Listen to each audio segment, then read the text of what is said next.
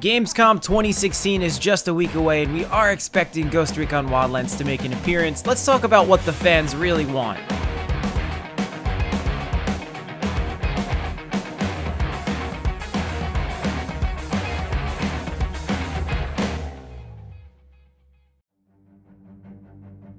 What is going on, guys? They call me Ampy. Welcome to another video on the channel. Today we're finally back on the channel talking about Ghost Recon, and for a good reason. Gamescom is just a week away, and we are expecting Ghost Recon to have some news and information at the event, but we don't really know what that information is going to be. So we're going to talk about the top 5 community requests for Ghost Recon Wildlands, the top 5 things people want to see out of Ghost Recon at Gamescom 2016. So starting off in no particular order, but definitely a feature that is never going to be overlooked by this community. Number 1, multiplayer PvP. PvP has been a feature that has been native to this franchise for as long as I can remember. Ghost Recon Future Soldier featured some PvP, and depending upon your playstyle, it was either hit or miss for the player, but nonetheless, it was still in the game, and we're expecting huge things out of Wildlands as long as there's some form of PvP available. So far, Ubisoft has been focusing all of its efforts on a single player or co-op playthrough of PvE, player versus environment content. So no word on PvP just yet, but maybe Gamescom is going to deliver just that. So moving on to number 2, that would be weapon customization, more specifically the gunsmith. Since the confirmation of the extensive weapon customization system that existed in Ghost Recon Future Soldier, fans are eagerly anticipating to see the first rendition of this same gunsmith in Ghost Recon Wildlands. Now, we don't know exactly if it's going to be the same weapon customization system. Of course, I'm expecting some improvements that make this system a lot more complex, a lot more extensive than its predecessor that existed in 2012. That was 4 years ago, so we're gonna probably see a system that has been way more developed, way more features implemented, but at the same time hopefully captures the essence of the Future Soldier gunsmith that fans all know and actually grew to appreciate over the years. Will it be featured in Gamescom 2016? I'm crossing my fingers. So all this weapon customization leaves much to be desired for our own individual characters in the Bolivian world, so that moves us to number 3, character customization. Ubisoft has already confirmed that you can play as both male and female ghosts if you choose to, but we have yet to discover anything about what we're going to be able to do to our characters. Coming over from the serious disappointment that was the division as far as character customization goes, I really hope Wildlands has an in-depth customization option for weapons, characters, and maybe even vehicles if I'm going to be a little bit hopeful. So no official confirmation for character customization just yet, just a couple of cosplay guides, artwork, things that we could expect to be wearing on each operator. But reach for the sky, Ubisoft. I'm counting on something to be revealed at Gamescom as far as characters go. I think the biggest feature that this game has to offer, and it's been really something that Ubisoft has been driving home, number 4,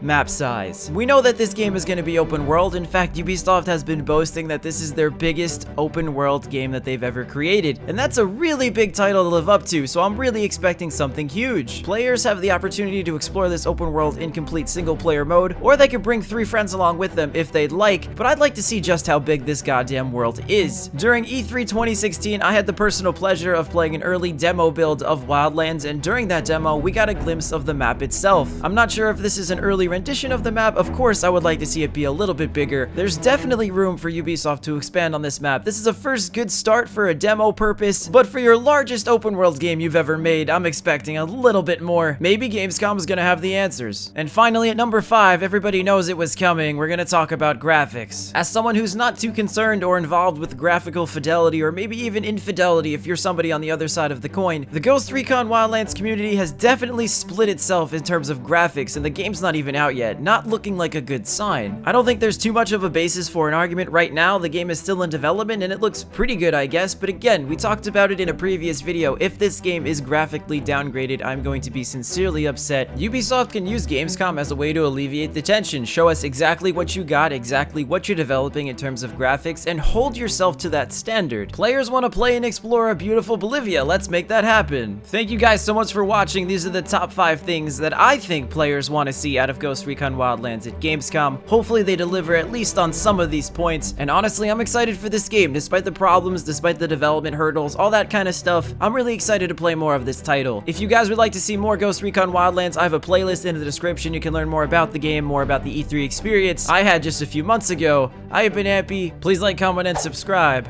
I'll see you guys on the next video.